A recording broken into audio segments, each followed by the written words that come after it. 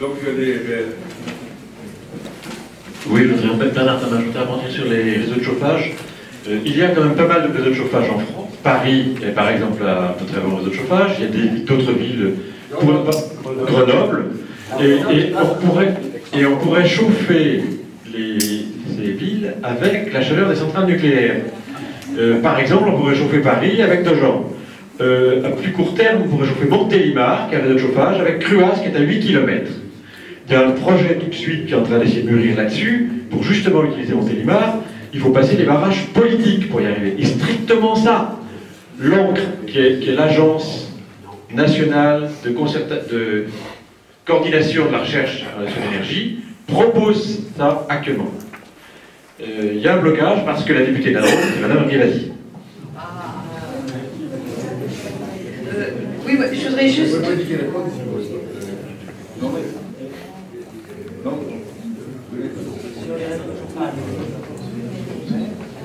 Effectivement, Grenoble a un réseau de chauffage sur la Villeneuve, mais ça c'est grâce aux Jeux Olympiques et au fait qu'on a voulu éliminer les ordures ménagères.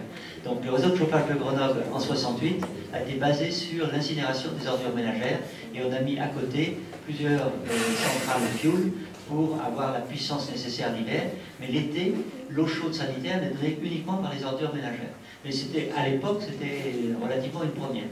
Alors sur Paris, il y a quelques réseaux de chauffage, mais c'est même pas l'ensemble de Paris. Il y a des expériences. Comment ? Alors, il y a des expériences actuellement pour faire dans les bâtiments chauffage et réfrigération l'été. Parce qu'il y a des demandes de réfrigération relativement importantes. Non, je voulais simplement rappeler que la première source de pollution à l'intérieur des maisons, c'est le tabac. Alors, d'après les chiffres que j'ai, c'est la troisième.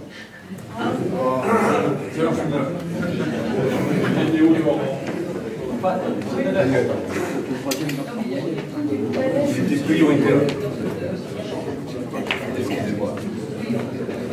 Gérard Pierre, une question concernant les pompes à chaleur avec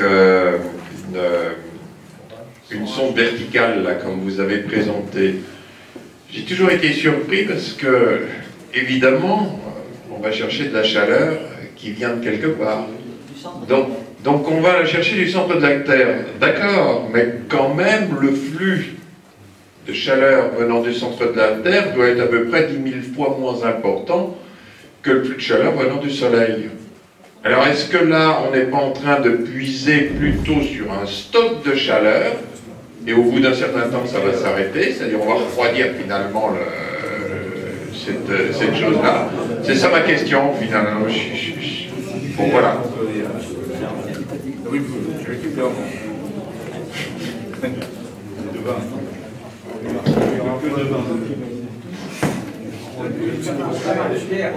Effectivement, on pisse sur le stock. Il y a un micro là-bas.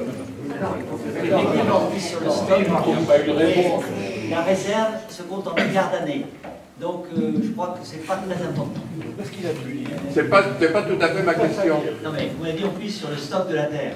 Oui, mais quand on fait simplement un puits comme ça, le stock est relativement limité. Le flux est limité.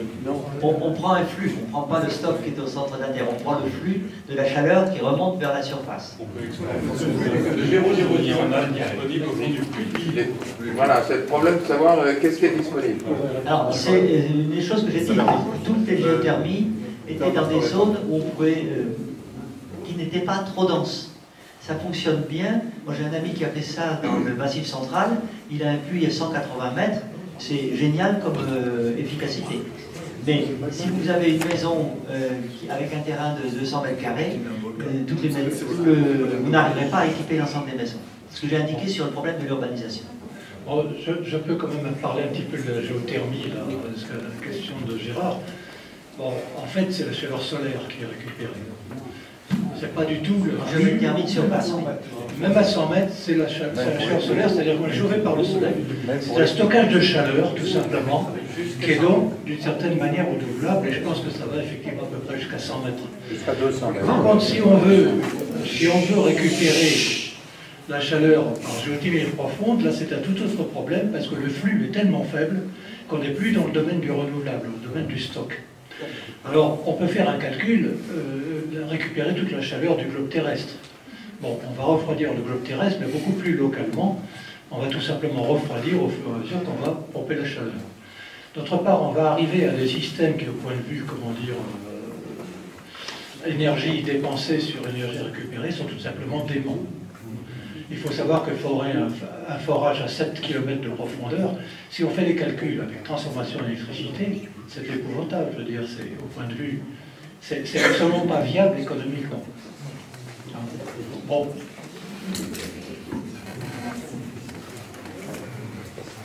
Ma question portait sur la VMC et les pompes à chaleur. En fait, il y a des expérimentations en cours à différentes échelles, que ce soit au niveau de l'habitat individuel ou même de bâtiments collectifs, sur la combinaison d'une VMC double flux et d'une pompe à chaleur. On appelle ça la VMC thermodynamique. Et en fait, sur un bâtiment isolé avec des ouvertures bien isolées, ça serait quasiment suffisant, même dans des climats comme en Allemagne. Il y a une expérimentation en Allemagne dans un coin où il fait moins de 10 degrés d'hiver. En fait, on se retrouve à avoir besoin de très peu de chauffage complémentaire grâce à cette solution. Donc ça a l'air séduisant. Quels sont les obstacles? Pourquoi il n'y a pas plus d'expérimentation? Il n'y en a pratiquement pas en France. La VMC double flux, c'est une nécessité.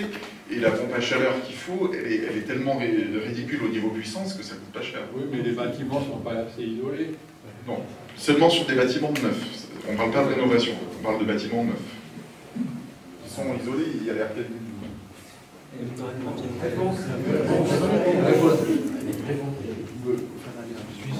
La VMC double flux est déjà un excellent moyen de réduire considérablement la chaleur nécessaire, puisque chaque fois que vous avez... Alors, un premier avantage de la VMC double flux, c'est si vous avez un contrôle d'hygrométrie, qui est très facile à faire. Le frein, il est double, c'est que la VMC double flux nécessite un organe central et une distribution, et qu'en logement neuf, c'est assez facile à faire, en logement ancien, c'est un peu plus compliqué, sauf si vous avez la place pour mettre des doubles plafonds. Quant à coupler avec la pompe à chaleur, c'est une possibilité, mais vous pouvez aussi avoir vos pompes à chaleur ailleurs. Le gros problème, c'est effectivement l'isolation des bâtiments.